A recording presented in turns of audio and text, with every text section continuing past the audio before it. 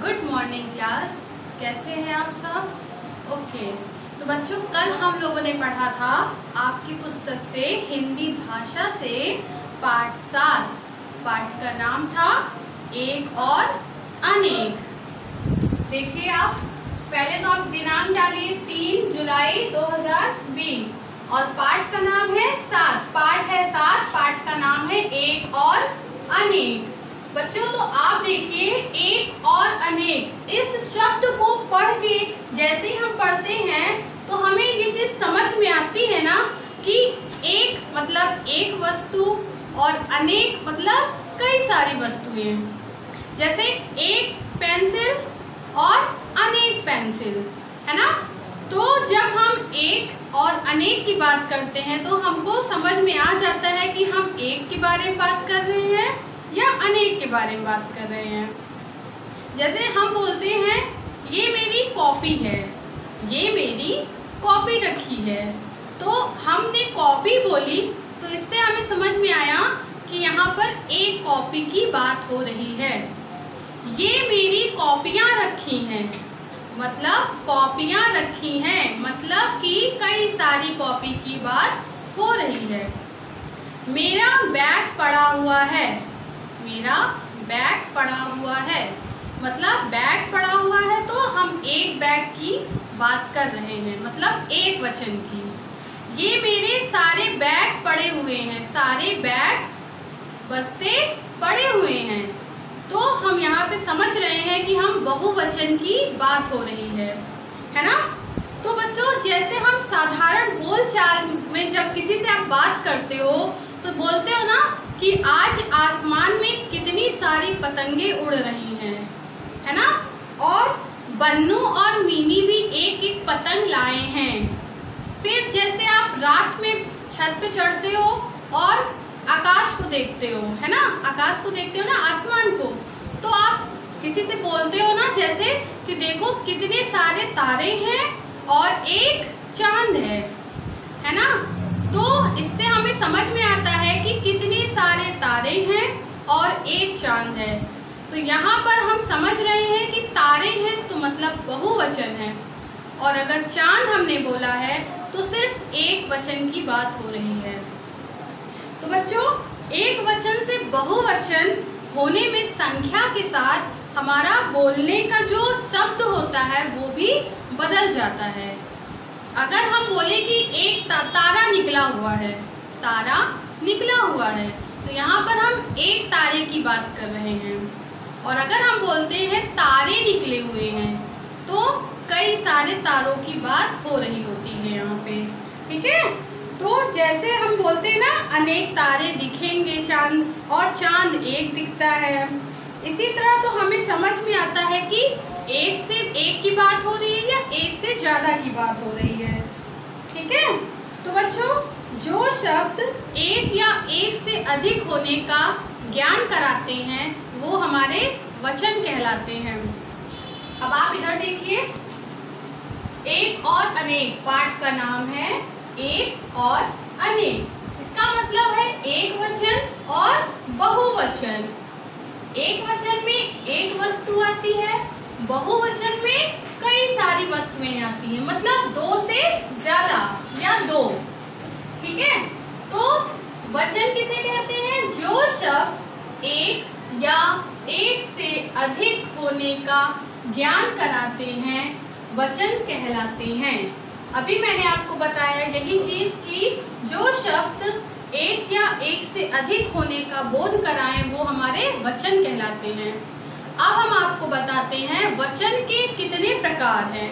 वैसे तो मैंने आपको कल इसके बारे में थोड़ा सा समझाया था, लेकिन आज मैं आपको अच्छे से समझा रही हूँ। तो वचन हमारा दो प्रकार का होता है, वचन के दो प्रकार होते हैं, पहला एक वचन, दूसरा बहुवचन। अभी भी मैंने आपको बताया वचन दो प्रकार के होते हैं, एक वचन और बहुवचन। अब एक वचन क्या होता है हम आपको लिख के बताते हैं। एक वचन, और यहाँ पे लिखेंगे बहुवचन। एक वचन में अभी हमने बताया जैसे बात हो रही हो।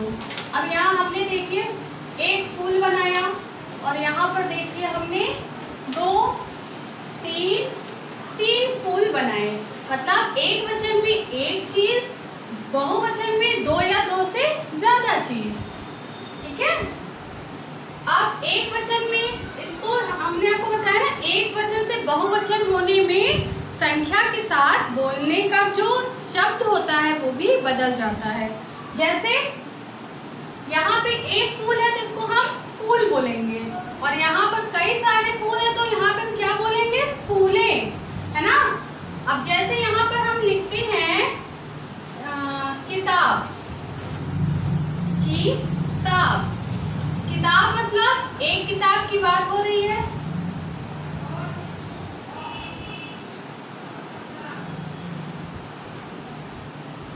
अब हम यहाँ बोलते हैं किताबें, मतलब कई सारी किताबें।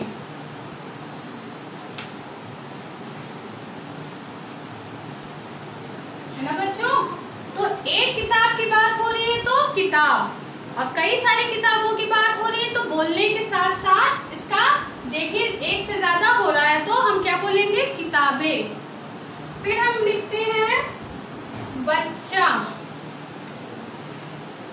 बच्चा। अगर एक बच्चा है तो हम बोलेंगे बच्चा,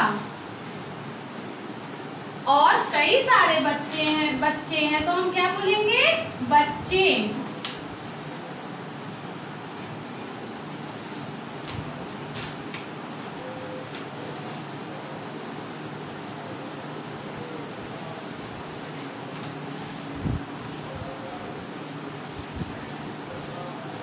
अब देखिए यहाँ पर एक बच्चा है तो हमने इसको बोला सिर्फ बच्चा, और कई सारे बच्चे हैं मतलब दो हैं या दो से ज्यादा हैं तो इनको क्या बोलेंगे? बच्चे। ठीक। अब यहाँ पे हम लिखते हैं खिलौना, खिलौना मतलब हम खिलौना की बात कर रहे हैं।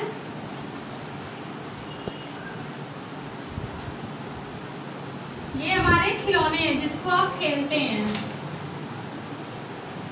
खिलौने, खिलौने मतलब इसको मैं काट के फिर से लिखती हूँ। खिलौने मतलब खिलौना, एक खिलौना, खिलौने, कई सारे खिलौने। कार, कार मतलब एक कार की बात हो रही है, और यहाँ पे हम लिखते हैं कारें, मतलब कई सारी कारें, एक से ज्यादा कार के बारे में हम बात कर रहे हैं। अब देखिए जैसे हम लोग बोलते हैं ना एक चांद एक सूरज, कई सारे पतंगे और अनेक तारे। तो बच्चों हम लोग को दिख रहा है ना, समझ में आ रहा है ना कि बोलने से ही कितना फर्क है। मतलब तारे, तारा, पतंग, पतंगे, कार, कारें। तो बच्चों एक वचन से बहुवचन में होने पर संख्या के साथ बोलने का जो शब्द होता है वो भी बदल जाता है। तो आप लोगों को समझ में आया एक वचन और बहुवचन में फर्क क्या होता है, अंतर क्या होता है। और बच्चों इसके बाद हम आपको बताते हैं, जैसे हम बोलते हैं ना जूता, एक वचन में जूता, बहुवचन में जूते। केला, केले, पंखा, पंखे, झूला, झूले। मतलब एक वचन में हम बोलेंगे जूता, बहुवचन में बोलेंगे जूते, एक वचन में हम बोल देंगे पंखा और बहुवचन में बोलेंगे पंखे। तो बच्चों देखा ना आपने, जो शब्द एक या एक से अधिक होने का ज्ञान कराते हैं, हमें बोध कराते हैं, वो वचन कहलाते हैं। और वचन दो प्रकार के होते हैं, पहला एक वचन, दूसरा बहुवचन। और एक व्यक्ति या एक वस्तु का बोध कराने वाले एक वचन कहलाते हैं, और दो व्यक्ति या दो वस्तु का बोध कराने वाले दो वचन या बहुवचन कहलाते हैं, है ना बच्चों। एक वचन से बहुवचन होने में शब्द भी शब्द के साथ अर्थ भी बदलता है और शब्द का रूप भी बदल जाता है, बोलने में अंतर भी आ जाता है। ठीक है बच्चों, अब इसको आगे भी हम आपको कल समझाएंगे, कल भी इसको हम पढ़ाएंगे, क्योंकि आपको इसे बहुत अच्छे से समझना है, क्योंकि आपका बहुत इम्पोर्टेंट चैप्टर है। आगे भी आपको हम कल बताएंगे। ठीक है, थैंक यू।